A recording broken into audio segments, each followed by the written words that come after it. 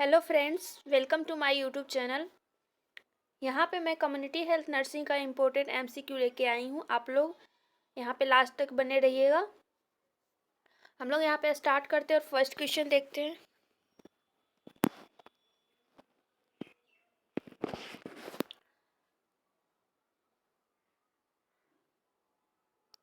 स्वास्थ्य देखभाल टीम का सबसे महत्वपूर्ण सदस्य कौन है?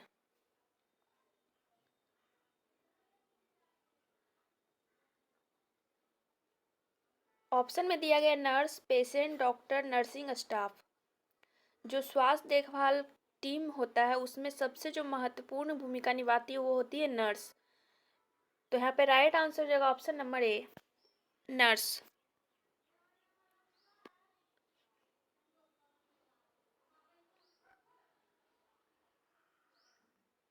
नियमित रूप से व्यायाम करने का परिणाम क्या है?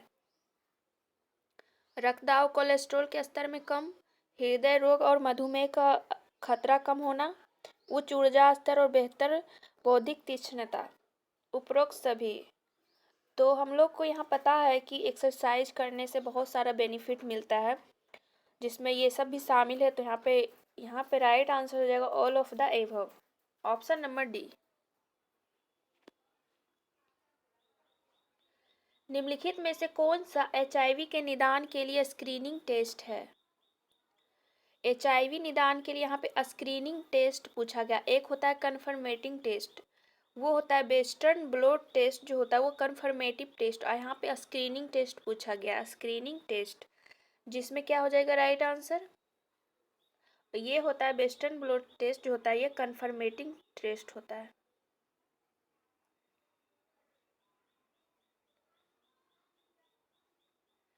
और स्क्रीनिंग टेस्ट यहाँ पे क्या हो जाएगा राइट आंसर? वो होता है एलिसा, एलिसा। और एलिसा का क्या हो जाएगा फुल फॉर्म? ये आप लोग को कमेंट बॉक्स में कमेंट करना है कि एलिसा का फुल फॉर्म क्या होता है। और यहाँ पे राइट आंसर हो जाएगा ऑप्शन नंबर सी।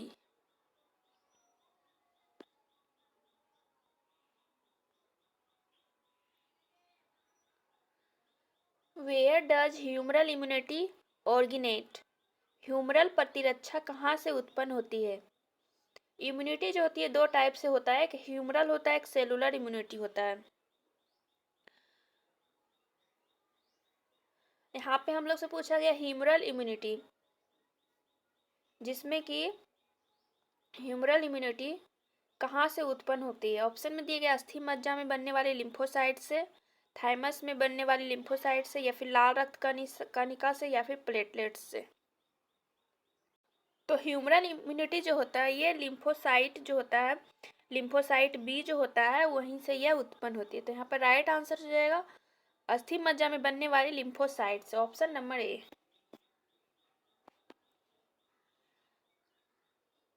यहाँ पे दिया गया सेलुलर इम्यूनिटी जो प्रतिरक्षा कहाँ से उत्पन्न होती है? तो सेलुलर इम्यूनिटी जो होता है ये थाइमस में बनने वाली लिम्फोसाइट जो होता है उसी से उत्पन्न होता है, या फिर टी लिम्फोसाइट बोल सकते हैं। तो यहाँ पे राइट आंसर हो जाएगा ऑप्शन नंबर बी।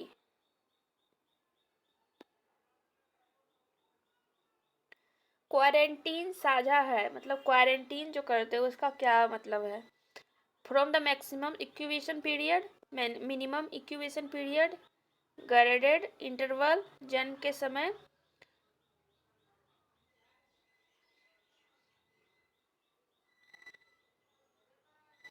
जन्म के समय।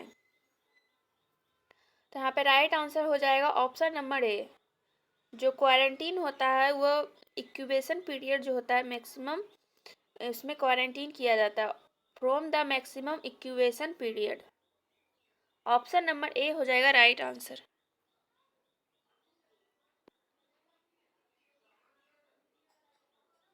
Given at the sub centre, निम्नलिखित निम्नलिखित में से कौन सा सब सेंटर पर दिए गए ड्रग किट ए तत्व नहीं है? सब सेंटर पर ड्रग किट होता है जिसमें कि ड्रग किट ए, बी और सी, ये तीन किट जो होता है वो सब सेंटर में होता है। यहाँ पे पूछा गया ड्रग किट ए में क्या क्या, मतलब ड्रग किट ए तत्व में नहीं शामिल है। ड्रग किट ए में जो होता है वो होता है ओरल रिहाइड्रेशन सॉल्यूशन जो होता है वो सब रखते हैं, उसमें विटामिन का सॉल्यूशन या फिर टैबलेट कोट्रीमैक्सोजोल, ये सब जो होता है ये तीनों किट ए में रखा जाता है। यहाँ पे नहीं पूछा गया टैबलेट पैरासीटामोल जो होता है ये किट ड्रग किट बी में रखा जाता है। तो यहाँ पे राइट आंसर हो जाएगा ऑप्शन नंबर सी।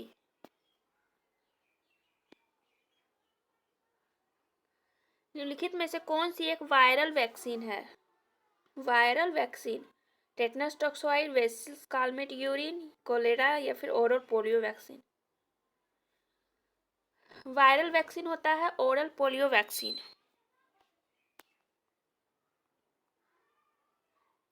पानी के खारेपन को मिलाकर दूर किया जाता है।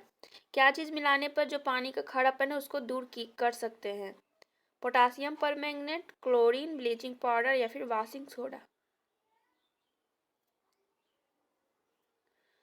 तो यहाँ पे इसके खारेपन को दूर करने के लिए इसमें वॉशिंग सोडा जो होता है कपड़ा धोने वाला ये करते हैं, washing soda, option number D.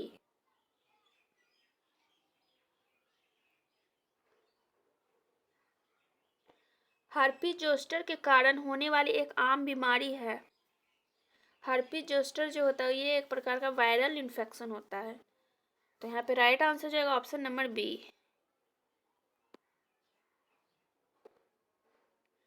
Drug during which copper T is contraindicate, किसके दौरान कॉपर टी का विपरीत संकेत होता है? प्रेगनेंसी, पेल्विक संक्रमण, हृदय रोग, ऑल ऑफ द एबव। तो कॉपर टी इंट्रा इंडिकेट बोल रहा है, तो यहाँ पे right answer all of the above. ये सभी कंडीशन में जो है कॉपर टी मतलब नहीं लगाना चाहिए।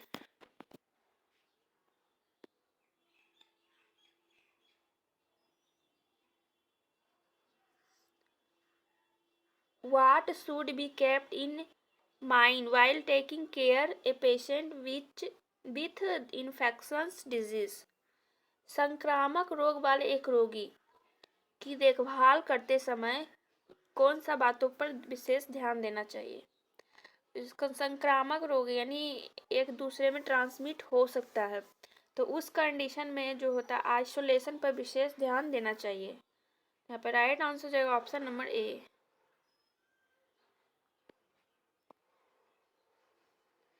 शारदा अधिनियम पारित किया गया था।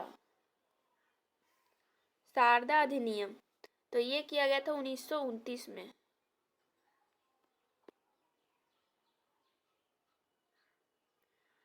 नेशनल पॉपुलेशन पॉलिसी के अनुसार इंडिया में गर्ल्स की मैरिज की मिनिमम एज होती है। नेशनल पॉपुलेशन पॉलिसी के अनुसार तो इसमें 18 year.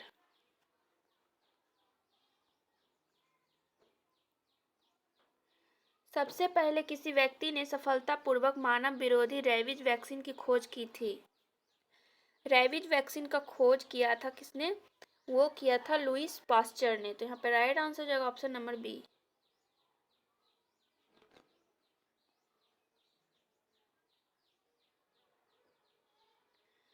People in a group that do marry based on blood differences but marry outside the group are called। समूह जिसमें लोग खून के रिश्ते होने पर शादी नहीं करते हैं लेकिन समूह के बाहर शादी की जाती है जिसे कहा जाता है। मैरिज से क्वेश्चन है यहाँ पे, तो वो होता है एक्सोगेमी, अपने मतलब बाहर शादी करना। एक्सोगेमी अपने खून अपना जो रिलेशन होता है उसमें नहीं किया जाता, उसको बोलते हैं एक्सोगेमी।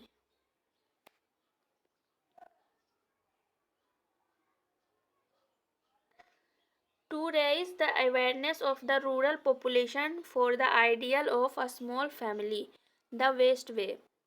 छोटे परिवार के आदर्श के लिए ग्रामीण आबादी के बारे में जागरूकता बढ़ाने के लिए सबसे अच्छा तरीका क्या है? जागरूकता फैलाने के लिए तो उसमें रोल प्लेइंग करना, मतलब जो रोल प्ले करके उसमें बताया जाता है उस कंडीशन में जो होता है विशेष रूप से ग्रामीण आबादी में जो रहते हैं लोग उसमें जागरूकता फैलाई जा सकती है। तो यहाँ पे राइट आंसर हो जाएगा option number C. Who was the founder of Red Cross Society? Red Cross Society का जन्मदाता कौन था? और रेड क्रॉस सोसाइटी की स्थापना जो किया गया था इंडिया में, वो कब किया गया था? 1920 में।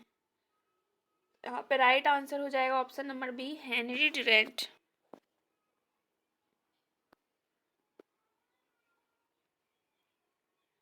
मैरिज के कौन से प्रकार में मेल या फीमेल के बीच पेयरिंग टेम्पोररी होती है तथा रूल व रेगुलेशन से बाउंडेड नहीं होती?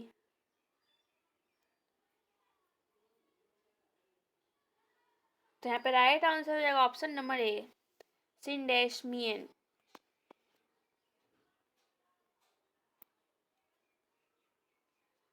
Where are the vaccine stored at the primary health centre, PSC level? प्राथमिक स्वास्थ्य केंद्र स्तर पर टीकों का भंडारण किसमें किया जाता है?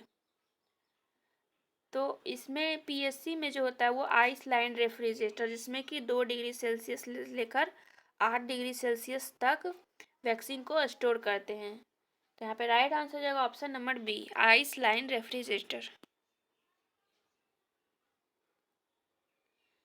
विच of the following is a barrier method of contraception? कौन सा गर्भ निरोधक का एक बाधक विधि है? बैरियर मेथड पूछा गया है, तो वो होता है यहाँ पे राइट आंसर हो जाएगा ऑप्शन नंबर सी, कंडोम।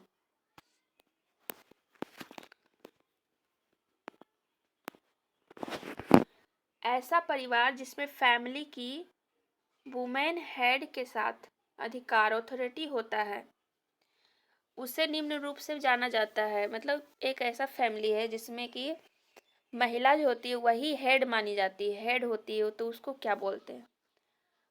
तो वो होती है मातृसत्तात्मक परिवार, मतलब वुमेन पे ही निर्भर है।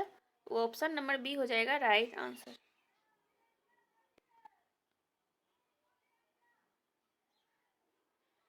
Which of the following vaccine is administered to the newborn within 12 hours after birth?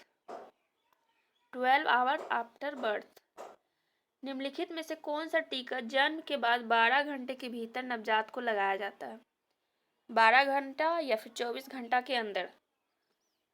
तो वो होता है क्या? रोटा, मीजल्स, हेपेटाइटिस बी, यूवेला। तो होता है ये जन्म के टाइम ही लगाया जाता है हेपेटाइटिस बी, जो कि 24 घंटे के अंदर लगाया जाता है या फिर 12 घंटे। यहाँ पे राइट आंसर हो जाएगा ऑप्शन नंबर सी।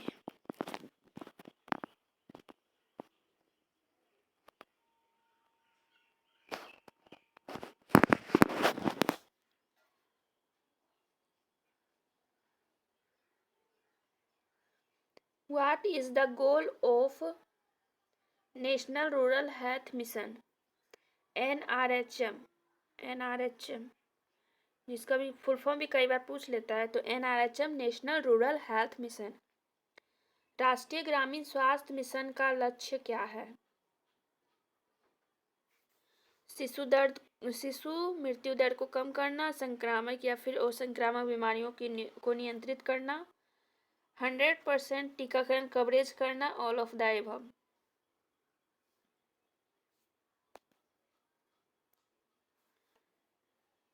तो यहाँ पे क्या हो जाएगा राइट आंसर? जो रूरल हेल्थ मिशन होता है उसका मुख्य उद्देश्य, ये लक्ष्य होता है, ये सभी टोटल जो होता है शिशु मृत्यु दर को भी कम करना, कम्युनिकेबल नॉन कम्युनिकेबल डिजीज है उसका भी नियंत्रित करना, वैक्सीनेशन करना। तो यहाँ पे राइट आंसर हो जाएगा option number D, all of the above. आज का सेशन हम लोग यहीं पे एंड करते हैं। आई होप आप लोग को सेशन अच्छा लगा होगा। Thanks for watching. और चैनल पर फर्स्ट बार जुड़े हो तो चैनल को सब्सक्राइब जरूर कीजिएगा।